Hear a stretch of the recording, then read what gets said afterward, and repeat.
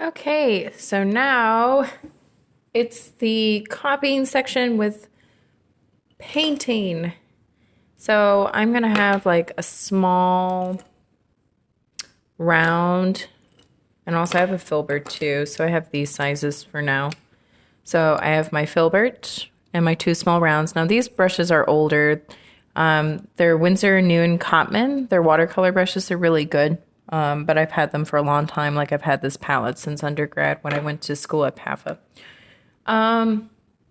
Okay, so I did a little more drawing. I gave a little more context to the drawing. So there's a tint. When we look again at these paintings together, you're going to notice they're representational. They're loose. The drawing's loose. The painting's loose. It's very painterly. But also, there's a great emphasis on color and light, and also they're representational. Again, so we're starting, I'm showing you this example of representational portraiture that can be described suggestively, and then I'm going to show you and also demo portraiture that can be expressive, but also another demo of showing how it could be naturalistic or realistic. All right, so I'm going to start with my round brush, and I'm going to dip only the tip of the brush in the water, and I'm going to hydrate this navy blue. Take some of that color and put it there, and then I'm going to take this reddish brown. Oop, need more of the navy blue. Sorry, one moment.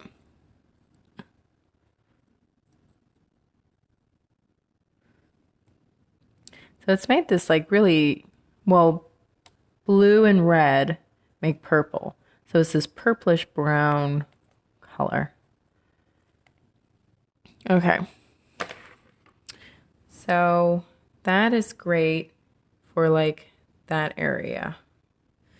It's a little dark now actually. Okay. So that's fine. So again, I just put out these colors because they were colors that I saw in the painting, but that doesn't mean that you need to use these colors for the painting, the copy that you're going to make. It's going to be individual or your own painting. So let's see where else. There's this color in there. Oh, it's a little dark. Okay, one moment.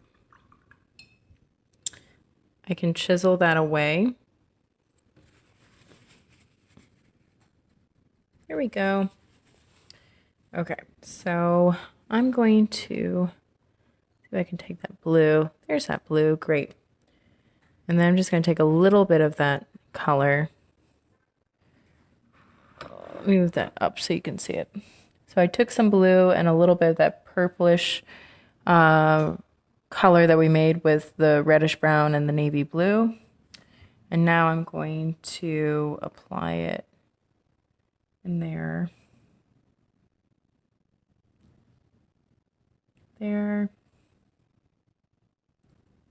See, there's plainer what I'm doing.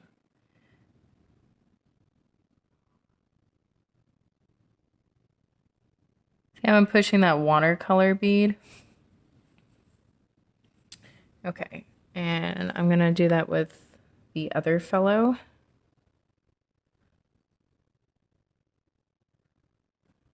See, and linear,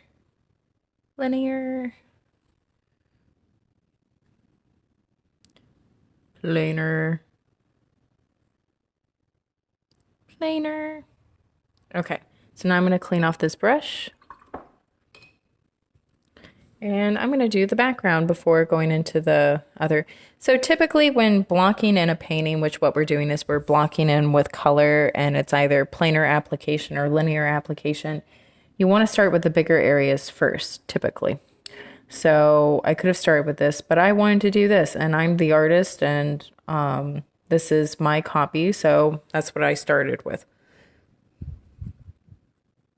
Okay. Oh, my nose. It's itchy. Okay. So again, there's that watercolor bead. Now I'm going to, ooh, this is a little light. I don't want it to be that light. So I'm going to travel with that bead. See how I'm traveling with it?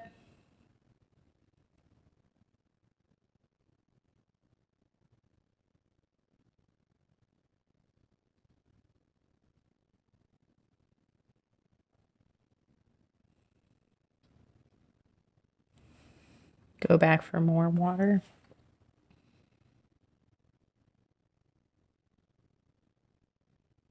See how I manipulate my brush and the shapes and the areas?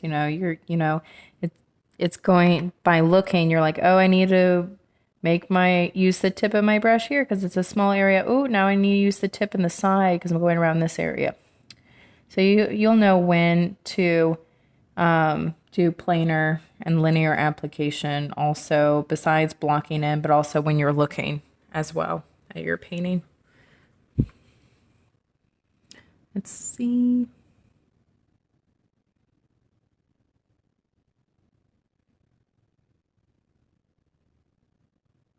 There.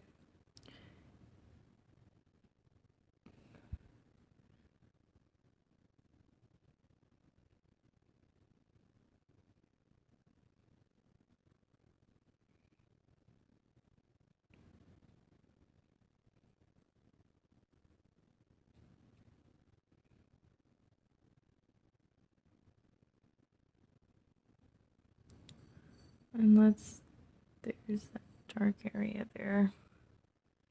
There's that area.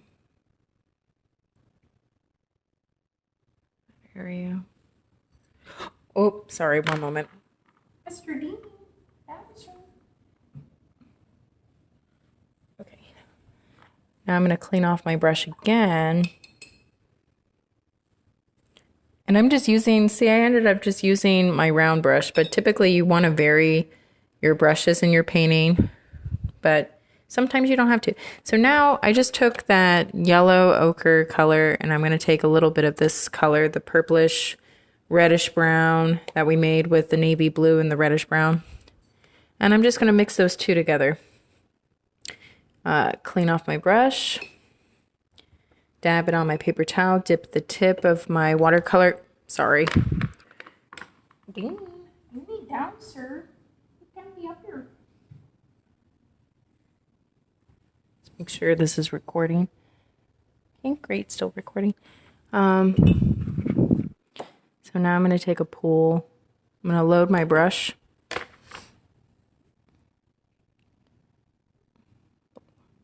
This should be a little more reddish color, a little more warmth. Now it's a little too dark, but that's okay. We can blot it also. And I'll just let it dry and then I'll go back over with the desired color that I want.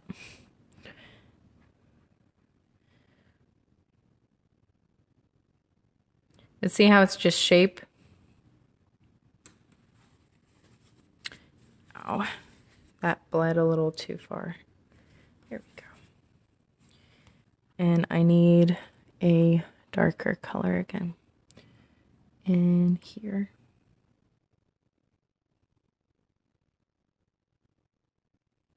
Oop. Did not want that to go in there. Sometimes accidents happen. That's okay. Here. There we go.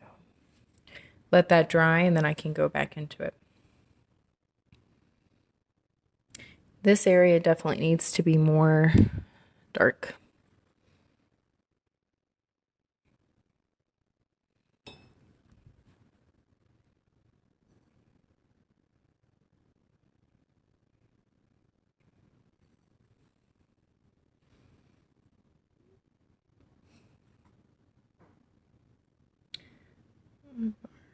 That needs to be dark there. That needs to be dark there. Needs to be dark there.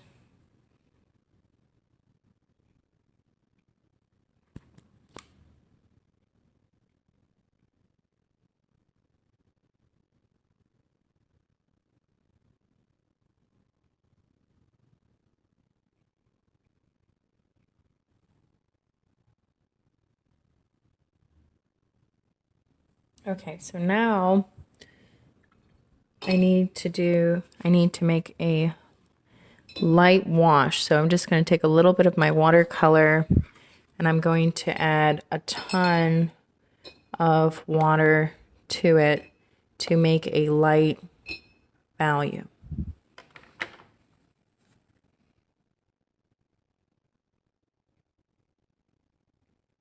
And see how we made a wash?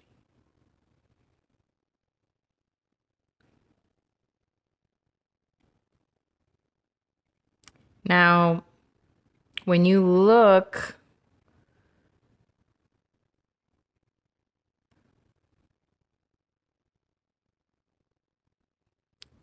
at the, see, I need to let areas dry and go back into, because see how there's this, so this needs to dry before I go back in and do more drawing with the brush. All right, so I showed you how to apply watercolor, wet media on dry paper, putting the bead down and traveling with it across the surface. You saw how to make a saturated value, a deep value, so your darkest dark. And also you got to see how to make a light value, a wash. All right, thank you so much.